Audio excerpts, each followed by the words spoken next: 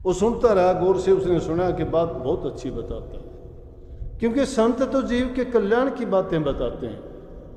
अभी पत्रकार आए थे, वो कहने लगे जी आज के सत्संग में, आज इस युग में हालात ये है, समाज की अवस्था कैसी है, आप किस बारे में सत्संग करोगे? मैंने कहा मैं इसी बारे में सत्संग करने के लिए आया हूँ। समाज में कुरीतियाँ हैं, पाप फैला हुआ है, झूठ का बोलबाला है, माँ बाप बुजुर्ग की सेवा और प्यार प्रेम आपस का चला गया, घरों में शांति नहीं है, सब कुछ होते हुए भी मनों में शांति नहीं है, एक दूसरे से नफरत करते हैं,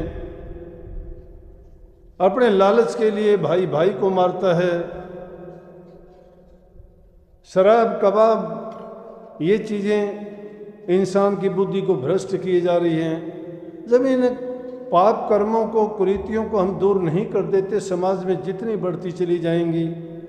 बच्चे माँ बाप का कहा नहीं मानते हैं, संस्कारहीन हो गए हैं, हमारी संस्कृति को भुला दिया गया है। अगर बूढ़े माँ बाप की सेवा करते, उनको घर से जो शिक्षा मिलनी चाहिए थी वो मिलती, बूढ़े बुजुर्ग की कदर जहाँ होती, उनकी शिक्षा की बातें सुनी जाती, उनको संस्कार बनाने की जरूरत नहीं थी। तो इन्हीं बातों पे मुझे बोलना है, और उन सब चीज़ों को छोड़ के संसार के पदार्थों की जिसको होड़ लगी हुई है, टाइम टाइम पर जरूरत सब चीज़ की पड़ती है। ये नहीं है कि हम किसी चीज़ को पाबंदी लगाएं। एक ज़माना था टेलीविज़न नहीं था, अगर एक आध होता था लोगों को आश्चर्य था, जब छोटा रेडियो आया तो भी आश्चर्य था। अनेक प्रकार की मजाकिया बात सुनी गई।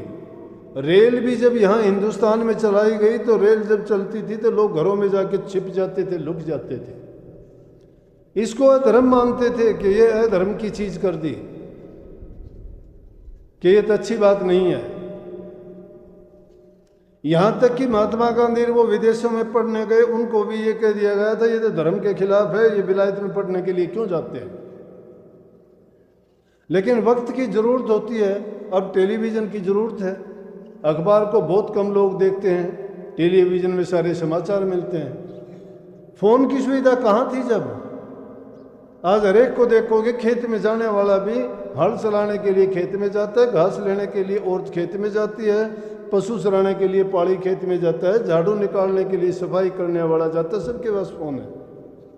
वो फैशन नहीं, ज़रूरत है, क्योंकि